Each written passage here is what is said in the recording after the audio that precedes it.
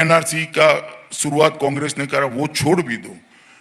आज भी मैं कहना चाहता हूं देश की कांग्रेस की अध्यक्षा सोनिया गांधी जी और गुलाम नबी, आप एक स्टेटमेंट कर दो कि पाकिस्तान और बांग्लादेश में जितने मुसलमान हैं सब यहां आ जाए, हम उनको नागरिकता देंगे।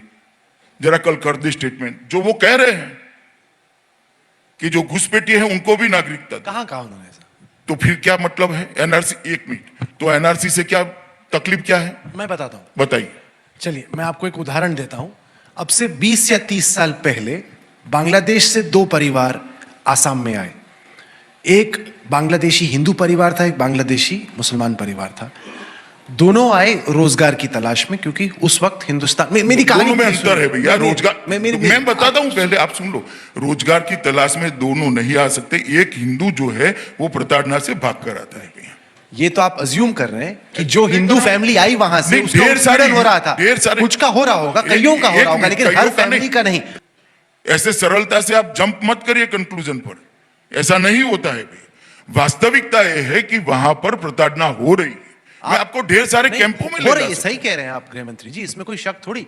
लेकिन आप ये नहीं मान सकते कि हर हिंदू परिवार जो कह रहा है कि उसका उत्पीड़न हो रहा है वो सही है, क्योंकि जब उससे पहले पूछा गया उसने कहा हम तो यहीं पे रहने वाले 71 से पहले आए। या तो उसने तब झूठ बोला या अब झूठ बोलेगा। अब वो कहेगा कि उत्पीड़न हो रहा है। आपका कहना बहुत सरल है क्योंकि आप भारत में जन्मे हो और उस वक्त कांग्रेस के प्रधानमंत्री चुप रहे थे।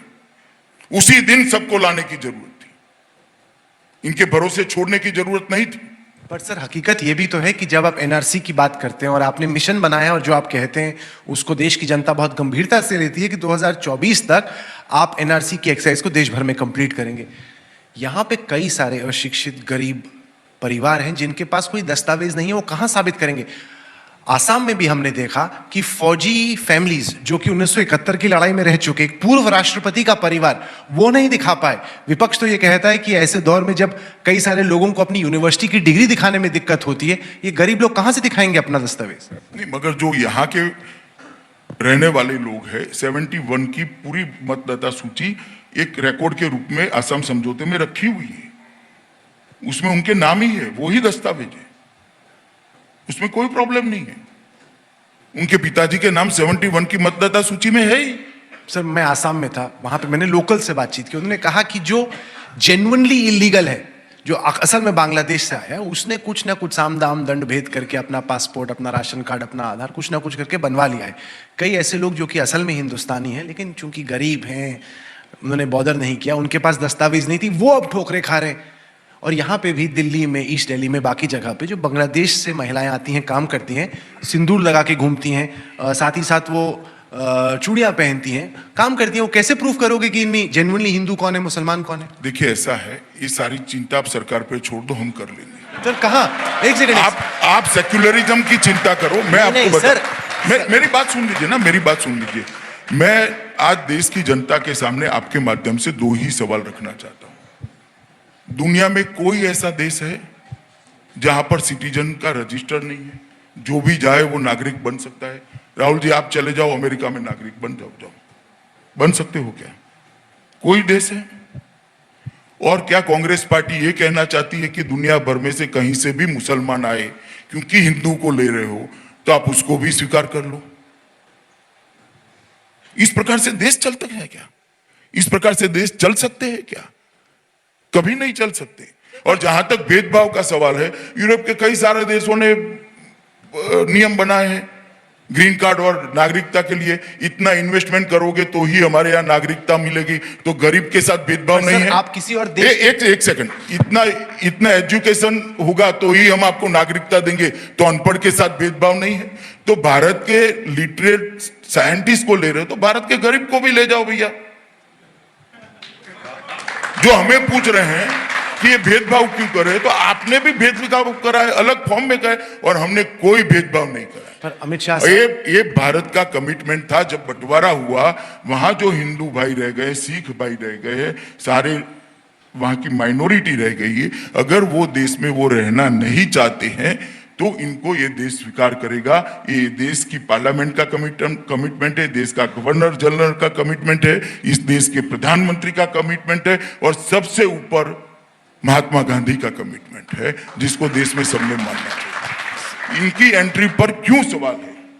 सर, उत्पीड़न अलग अलग किस्म का हो सकता है। भाषा के आधार पे हो सकता है, सेक्ट के आधार पे हो सकता है, विश्वास बिलीफ के आधार पे हो सकता है। केवल आप धर्म के आधार पर क्यों ले रहे हैं? मैं आपको एग्जांपल देता हूं।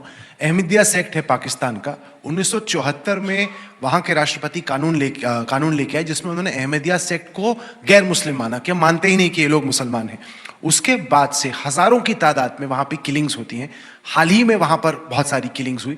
उत्पीड़न आधार क्यों नहीं हो सकता कि अगर आपके साथ, जैसे तस्लीमा नसरीन है, अदनान सामी है, तमाम तरह के लोग हैं, अगर आपके साथ जिस देश में आप हैं उत्पीड़न हो रहा है तो आप यहां पे अप्लाई कर सकते हैं। आप एक्सप्लेन कर सकते हैं कि उत्पीड़न किस किस्म का है, कब हुआ, कैसे हुआ, और अगर क्वालिफाई करते हैं तो आपको सिटीजन बनाएंगे। ऐसा क्यों है कि अगर आप हिंदू मगर हैं? ऐसा है ही, आपने एक्ट नहीं पढ़ा। नहीं, मैंने पढ़ा है। मैं एक मिनट, हमारे एक्ट में प्रोविजन है ही, और ये 5 साल में नरेंद्र मोदी की सरकार में 600 मुस्लिम लोगों को अफगानिस्तान, पाकिस्तान और बांग्लादेश की हमने नागरिकता दी है जो उत्पीड़ित होकर आए। ऑटोमेटिक नहीं है ना सर, अभी तो ऑटोमेटिक हो गया कि अगर आप हिंदू हैं तो या सिख हैं देखिए, तो आप मान ही लेंगे कि उसका उत्पीड़न हो ही रहा था, आप उसको नागरिक बना लेंगे। देखिए राहुल जी, हमारे देश की पार्लियामेंट, हमारे देश के उस वक्त के राष्ट्रपति और उस वक्त के प्रधानमंत्री और महात्मा गांधी का कमिटमेंट है कि अगर वो जब भी वहां नहीं रहना चाहते, यहां आकर उनको शरण दी जाएगी, नागरिकता दी जाएगी। और मैं मानता हूं ये ड्यूटी है। ये 3 कंट्री तो विभाजन के कारण, मगर आप, मैं पूछना चाहता हूं कांग्रेस के नेताओं से,